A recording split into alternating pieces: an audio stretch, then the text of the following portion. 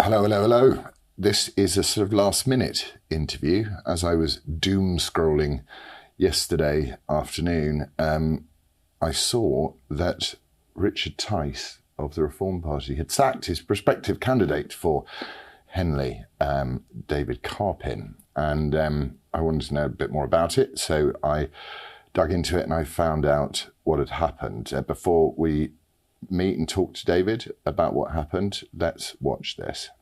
Your candidate, potential candidate for Henley-on-Thames, he has got himself into hot water because of some Twitter posts which have been deemed offensive. This guy's name is David Carpin. Where are you at with him, Richard Tice? So he has posted some inappropriate and frankly daft stuff. We've got some, if you're listening on the radio, we're putting some of them up on screen. There's one here of somebody sweeping the that's the pride flag down the drain, so that's sweeping it down the drain. That's what he thinks of gay rights. We're a serious political party, and I've told our candidates, you don't put daft stuff up there. This is particularly damning, isn't it? Happy Europe Day. To all European people and countries, reject totalitarian empires. And he's done a sort of satire of the EU flag using swastikas. Yeah, and so he's an ex-candidate. I've fired him. You fired He's not a candidate. And that's the point. I'm a serious leader that will take decisions immediately when they need to be taken. He's gone. He's done. Finished. And people need to learn a lesson that you've got freedom of expression. That's the joy of being in a democracy like ours. But I've also got the freedom of choice as to who's going to be my candidates, and he's not going to be one of them. Well, there we are. David, thank you for joining me. Thank you. Do you think you deserved the hoof? Well, I'm of the opinion that we should have freedom of expression, freedom of speech. Everything that I posted, it might not have been the most pleasant. There will be some individuals that might find some sort of offence in something. It was all within the law, and it was all within Facebook's community guidelines. Mm. So the question then arises is, compared to sort of what other politicians might have done in the past, is a couple of memes, is that serious enough to get a candidate dropped? Do you regret posting those things?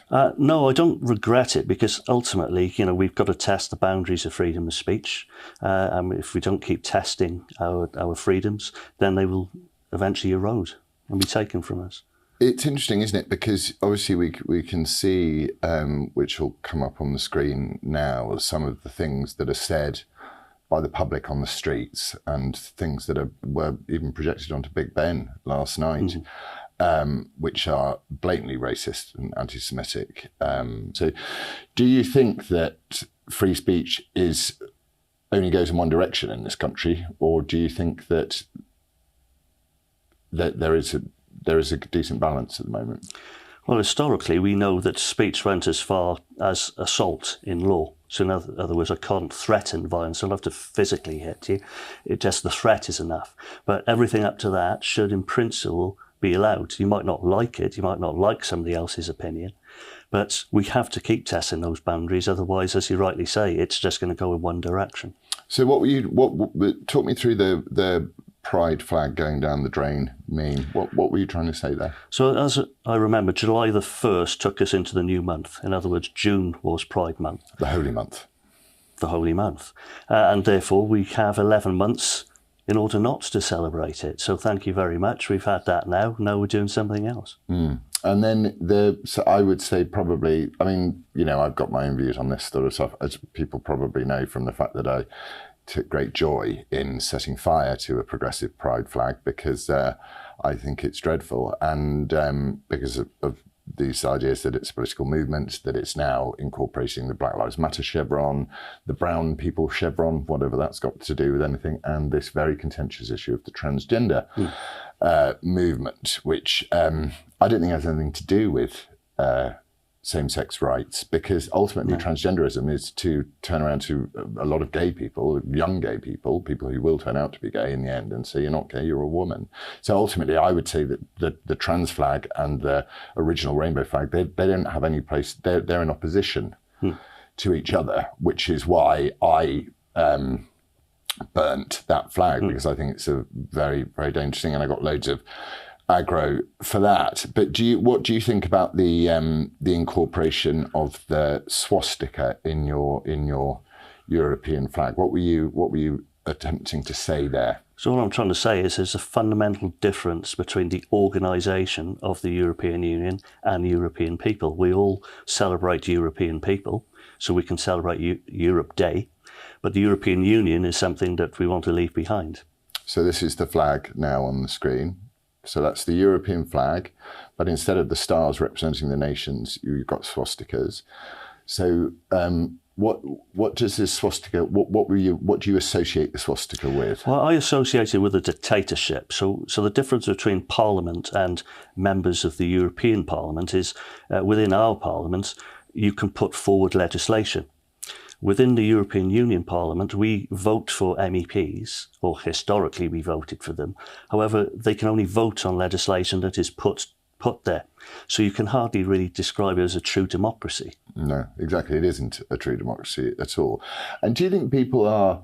So you can, again, as we've seen on the streets of London, you've got these people carrying signs going, get it in the bin and stuff. So the Star of David, you can criticise. You've got people covering up the Star of David, where historically during that period, during the Nazi period, you were forced to wear the yellow Star of David to show how disgusting and vile and dirty you were. Surely the way of looking at the swastika is not that you're trying to evoke National Socialist values. What you're trying to do is criticise National Socialist values. So when I did the same thing with those pride flags, and I reposted a meme which I'd been sent by somebody, my point was to say the only other flag in the entire world that you couldn't criticise was the German flag. You would get in real trouble for doing that. And so I posted it, and sure enough, gone. It got thrown out. And that was the point I was trying to make. Now, there's lots of bad faith versions of reading that, but do you think that what you've posted, the average person knew what you were trying to express? Your audience, the people you followed you, were you trying to generate a debate, or what was the motivation? Well, I think there's two things there. Generally, of course, you do get into these little groups of people that follow you because they have similar opinions, but there is always the opportunity for somebody to jump in there and put forward their own opinion. And do you think that part of me, let's talk about reform for a bit, because it seems to me that there are some serious issues in this country that people really, really care about. One is the indoctrination of our children in schools, especially with trans ideology, which you covered with the sweeping of the pride flag down. Thank goodness. We've got to, even though it is actually Pride Year in schools nowadays. And the other one is the authoritarian nature of the EU, as you've said. And then, we've got the immigration issue in our country, and people having to travel through many, many safe countries within the European Union to get to the United Kingdom. Yes. We've then got the decimation of our culture. Things like Sadiq Khan renaming train lines in this sort of weird diversity, equity and inclusion world, which I think is a huge threat to our status as a nation and our cultural confidence. Do you think that in order to get invited into the political establishment, you need to not talk about these issues? And do you think that Reform are ignoring these issues, the cultural elements of these issues, in order to become part of the political establishment? I think that's absolutely correct. Yes, they are completely ignoring anything which is culture related. I mean, I describe it as they have no moral base. In other words, they're fine with economics, they're fine with, the finances of a country and the way that should work, and maybe some basic law around stopping the boats coming in. But the moment you discuss anything culture related, they're absent completely. Which seems utterly terrifying based on what happened in Parliament yesterday, where you couldn't get more than 10 MPs into a room for Andrew Bridgen to start talking about excess deaths, or to put forward a 10-minute rule bill on the indoctrination of our children in school. But yesterday, Parliament was absolutely rammed, wasn't it? And Keir Starmer bullied the Speaker into changing the the parliamentary process to when it came to the debate on and the amendments on Gaza. And when I went past Parliament yesterday, I saw this mob with their Palestinian flags. Of course, people have the right to protest, and of course, people have the right to be deeply, deeply upset about what's happening in Palestine and in Israel. You know, you don't have to pick a side in that situation. Innocent death is innocent death. Yeah. But at the end of the day, you have to get back to the kind of who started it part of it this time. But I noticed this mob was very, very close to Parliament. It was much closer than I've ever seen the mob before. Usually the mob is kept away, but these were right along the front, and I could see why MPs would be intimidated. Do you think that it's reflective of the paucity of the quality of our MPs that they won't turn up to discuss things like what's happened in the last 3 years, the total obliteration of civil liberties and the desecration of our children's education and people dying alone in hospital? They wouldn't debate that, but they were happy to stand up and give it full blast about a war thousands of miles away. Yeah, that we have no real part in. So as far as foreign policy is concerned, my attitude to any war, doesn't matter if it's Russia, Ukraine, it doesn't matter if it's Palestine and Israel, why aren't we sending our best negotiators out there to sit them down at the table and just say, how about a ceasefire and let's work things through? And that is my attitude to all foreign wars. We should not be getting involved in them. We should not be sending money. We should be trying to negotiate peace in those sorts of situations. But as you rightly say, domestic policy, why on earth is 650 parliamentarians not there discussing these important matters? I mean, going back to the whole pride thing, people seem to misconstrue the problem that you have a private individual, let's say of majority age, 18 plus, who is absolutely allowed to express his sexuality. That's absolutely fine. Do whatever they want, yeah. As long as it doesn't harm anyone else. As long as it doesn't harm anybody else. On the other side, we have political movements and institutions pushing ideas onto minors. And that is, we should be debating that, and we should be getting that out of our schools. And it seems to me, I was looking at the Wellingborough by-election, and I can't remember the other one. What was it, Selsey? No, not Selsey. The one where Rupert Lowe stood. Anyway, I was looking at that. I was looking at Ben Habib. Well, brilliant candidate, absolutely fabulous guy. He's gone up there, he's campaigned hard. He does care about the cultural issues. Yes. I don't know whether he was talking about them when he was up there, but I know he does care about the cultural issues because I know him well and I really respect him. 13% of the vote. Now, I know people turn up in by-elections, the turnout is lower. So it was 38%, I think, something like that, and then 62 in 2019. But 20,000 Tories stayed at home. Yes. I would have thought that with the Conservatives behaving in the way they have, with the Defence Minister saying he's proud that he's got diversity, equity and inclusion into the military, even though we can't launch a bloody nuclear missile, which is terrifying, that there would be a huge place for a party which was driven by the culture, because if you think about it, everything is a cultural problem. Yes. Immigration is a cultural problem because it affects our culture. Education is a cultural problem because we're making the people who are going to rule on, and well, not rule, but the people that are going to guide our culture moving forward. So it seems to me that everything is a cultural problem, but reform won't touch it. Yes. And my theory, for what it's worth, is that there is a political establishment, and that political establishment will only let you in if you don't talk about the things that people, the voters, really want to talk about. And does that then reflect in the fact that 13%, if 10,000 more Tories had turned up and Ben Habib had got 22, 23% and had got close, you would have thought, wow. But do you think do you think they're staying at home because they're waiting for the Tories to become Conservative, or do you think they're staying at home because the reform message is not landing enough? They definitely stay at home because they're waiting for the Conservatives to be Conservative. Reform can only take a certain number of people away from the Conservative Party. And ultimately, what those Conservatives will say is, we do not want Labour. We will vote Conservative as well we can just to keep Labour out. But of course, if the policies are truly abysmal, which frankly they are, they've failed to conserve anything post-Second World War, then the Tories just stay at home. So then I'm trying to understand the justification for reform. if they're not going to be a cultural party and also Yes. not work with the other cultural parties, the SDP are very good on the free speech issue, for example. I mean, they probably boo-hoo and poo-poo what you've done and what I do. And I'm happy to do it because I think, as you said at the beginning of this conversation, we need to know what the limits of, of acceptable free speech. And then if they're not going to work with anybody and they're going to move forward in the way that they are doing so, surely all they're doing, and they're not going to be able to, without Nigel or without a real, a really ballsy manifesto, then Ben Habib's probably the best they've got, with all due respect to you. But he's a rich man, he's got time to spend out there, he really puts the thing, and he's very, very experienced speaker and all that sort of thing.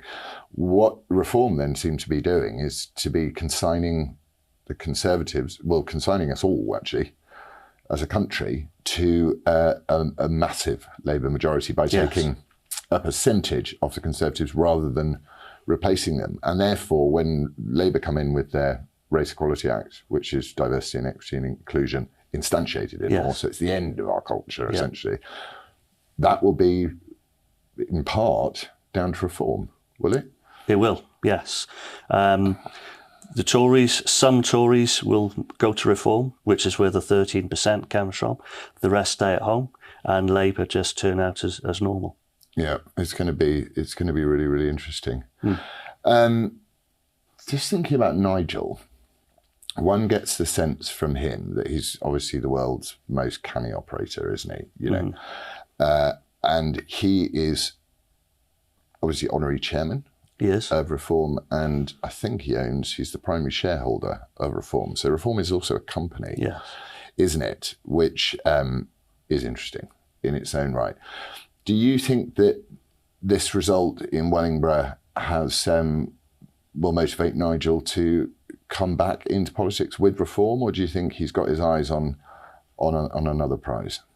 Well, what I would say is I've not heard anything of any noises of Nigel Farage coming back to Reform. There's no question that if he was to be a frontline spokesman, there's no question overnight they'd get another half dozen percentage votes. The Tories are in complete disarray. They really are. You don't even know where to start. Man to man or woman to woman, they're really quite poor now. So either way, what we really want, what we're always trying to get, is a true Conservative government to conserve everything that you've previously discussed, to get our education system working, get our NHS working again, to have limits on immigration and so on. And none of those things are coming via the Tory party. They've got a million times worse via the Tory party. That's precisely, the last 14 years has been a disaster. That's why I'm absolutely shocked that I know that they're trying to set it up as a great leap forward and all of that sort of stuff. And I can understand that there are a very huge number of very upset Conservatives. My leaning has always been to go, the public don't really want to be involved in politics generally. No. They just want the Conservatives to do Conservative, Labour to do Labour. And if there's a real problem like Brexit, which is a single issue thing, they will come in. But in terms of this, what I'm starting to see is a fracture on the right between, and both sides of this fracture are calling each other the woke right, which I find interesting. Now, are they right? Seriously, no, they're not. The liberal left. All of these parties, including Reform. Why a Reform liberal left? Well, because they don't deal with any culture problems. So okay, here's what I've started to think. I call it liberal conservatism. So it's to give up all of the values. So we saw the massive juxtaposition of what, and the paradox in what Richard was saying there. He was saying free speech is really important on the home of free speech. GB News talking about free speech being really important, but then cancelling you. Yes. Rather than going, we believe in free speech, therefore he has a right to say it. As you pointed out, I haven't broken any community guidelines. I call this liberal conservatism, which is it doesn't mind cancel culture. You have free speech up to a point, as long as it's not, a bit daft, as Richard says. And Richard's view that you're a serious party, this idea of being serious all the time. So I wonder whether we're entering whilst as the standard Conservative Party are like woke left-wingers, Yes. that Reform actually do see themselves as right of the Conservative Party, but they're still not even vaguely conservative. They're not vaguely conservative. They are only on the right in terms of economics. And of course, we haven't seen that in action yet anyway. And also, with all due respect to economics and politics, with the best will in the world, who are you going to want to put in charge of running the economy? Someone who's done it before? Someone who's a party that's the oldest, most powerful party in the world? Or are you going to trust a brand new party with your own, economic policy? We saw what they did to Liz Truss immediately once she even made the terrible thing of mentioning the fact that you might lower taxes, God forbid. Yeah. And she was done immediately with a coup. So, I mean, is there a future for conservatism, do you think, in this country? There are plenty of voters out there that would love to see true conservatism come back, both economically and socially. The trouble is, it's not on the dinner table. Well, it's for impossible any of these... because the minute you do, I believe in disrupting and influencing. I don't mind copping flack because I think this is important that you make these points. And if you want to take the worst faith version of it that you can. But the Conservatives are not going to be mended by being obliterated in a general election, are they? Because you've got these liberal Conservatives within the Conservatives who are quite happy with cancel culture. Yes. And they're quite happy with shutting down other views. And they're quite lazy to the point where they're very happy with a one world government as well, is what I think. Why do the job yourself when you can pass it over to somebody else to do? We've seen with the WHO treaty. Well, we saw it with the European Union for a long time, World Health Organization, IPCC for climate change. Everything is passed upwards now, yes. Yeah. And then, just quickly to come again, just back onto Reform. And I'm not doing a Reform shooting party. I'm trying to just get to the bottom of these positions. And Richard's saying I'm a very serious leader. I'm a serious person. You need to take me seriously, seriously, seriously. He's announced he's going to bring an inquiry into excess deaths. At the same time as previously promoting the forced mandatory vaccination of care home workers. Surely a serious leader of a political party would apologise for that and say, I made a mistake and I'm sorry. And that people would take seriously. Yes. Wouldn't they? Yeah, absolutely, yes. And therefore I really struggle with this idea of expecting everyone to forget the positions that have been adopted before and sort of go, well, I'm a serious person. Well, a serious person takes accountability, don't they? I agree, absolutely, yes. So, what's going to be your future? So I've got a small organisation called Winton Smith's Review, and we have interviews like this. We invite people on and we discuss topics such as climate change, such as the COVID years. We've got the Freds to do that. I give a couple of talks myself, so I'm going to continue to do that for the next 6 months or so. In terms of politics, I don't know yet. We'll see where we go with that. Do you think politics is broken?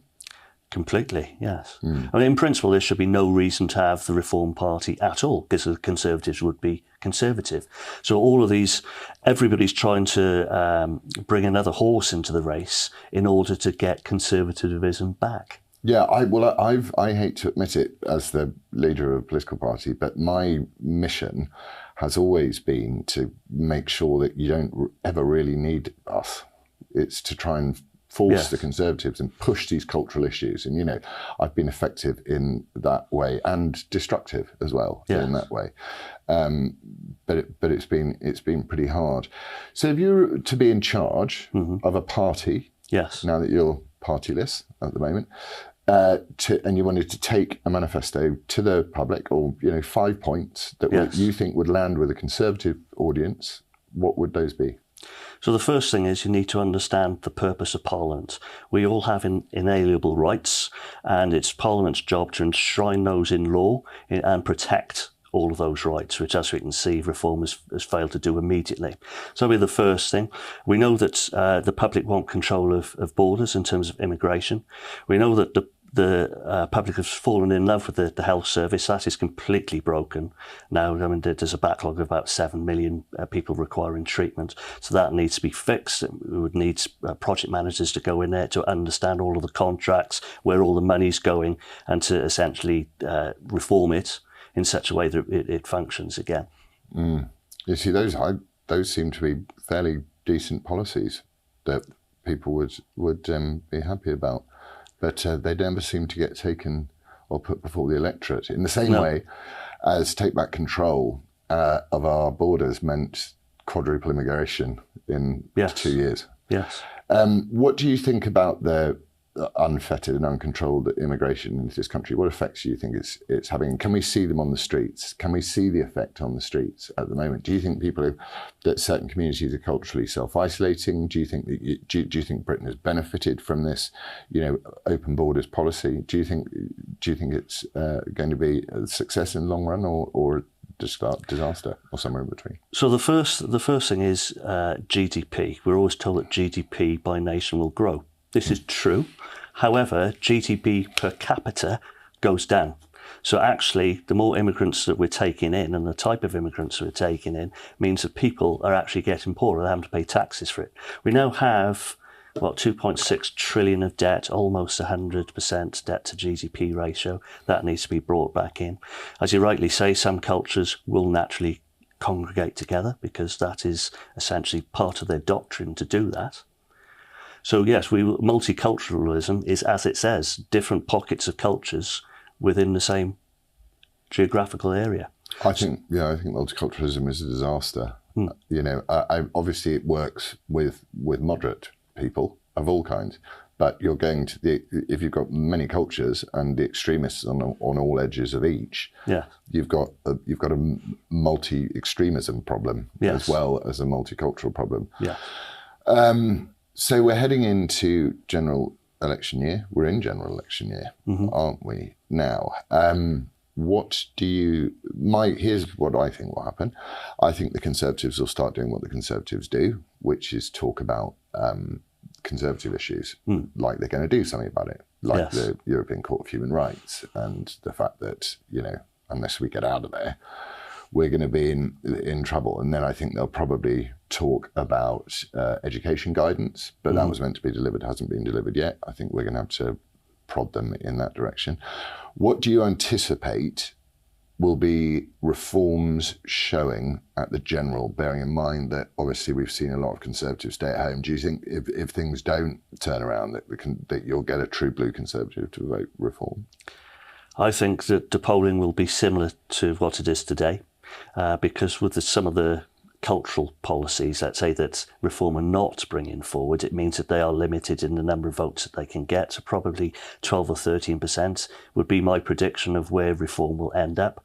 If Ben Habib got 13% in Wellingborough, that's probably about as good as they can get. Feels like the ceiling. It feels like the ceiling, absolutely. Without something added into it, rather than a growth. I mean, I hope I'm wrong. And I'm not, again, I keep trying to say to people, I'm not being boo-hooey about Reform. There's just something about it which doesn't make sense to me, and to ignore these cultural issues seems to be such an affront to the voters. I agree. In order to be welcomed into a club, where as long as we don't talk about the things, and it seems to me that the Parliament and the parliamentarians have lost complete respect and for the people that elect them to represent and serve them. And they see the public as a sort of annoyance. I mean, you get decent Andrea Jenkins and people like that are decent people, but, overwhelmingly, there's just a lot of very egotistical, power-hungry people who despise their voters. Yeah, absolutely. You do wonder how many masters some of these people have. I mean, there are many external influences. We've talked about some of the overarching governments, whether it's the European Union, World Health Organization, IPCC, but you've got to consider the central bank as well. So you question how many masters some of these people might have, because they certainly don't like the voting public much. They don't like the voting public, but the voting public will have to see come general election day what those Tories do, whether they decide by abstention that they're going to hand Labour a majority, or whether they come out to try and stop Labour's majority being enormous, or whether they go to reform. And obviously, I think the Conservatives do deserve a bit of a bloody nose. And I just think it's a shame that, you've got to be part of some cosy club in order to partake in politics in this country. And you've been a victim of that for expressing views that so many people hold. You know, and it may be a bit coarse, and you know, I may disagree, or other people may disagree, and that is their right. But at the end of the day, no law was broken, no individual was targeted personally. Right. You're attacking ideologies, and I think if you attack an ideology and that gets you sacked, I think that says that we're in a very, very sorry state. I agree. Yeah. Well, thank you for talking to me, and good luck. Thanks very much.